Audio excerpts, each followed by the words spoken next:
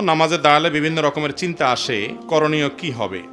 মূল কারণ যেটা সেটা হলো সারা দিন রাত 24 ঘন্টার মধ্যে আমাদের চিন্তাতে, মননে, মগজে, মস্তিষ্কে দুনিয়া আর দুনিয়া।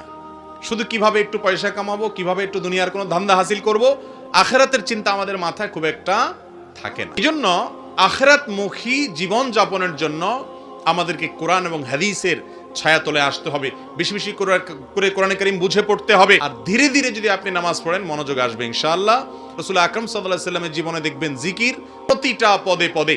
বাসা থেকে বের হচ্ছেন বিসমিল্লাহ, প্রবেশ করতেছেন বিসমিল্লাহ, খাবার শুরু করছেন বিসমিল্লাহ, মাঝে মাঝে আল্লাহর প্রশংসা, শেষে আবার দোয়া, ওযু করছেন বিসমিল্লাহ, সালাতের শুরুতে সালাতটা পুরোটাই জিকির, এভাবে বাজারে যাচ্ছেন বিসমিল্লাহ। ঈমানদার তার চিন্তা এবং মননে সর্বক্ষণ যখন আল্লাহ তাআলাকে ধারণ করবে তখন তার নামাজের মধ্যে মনোযোগ অটোমেটিকলি চলে আসবে।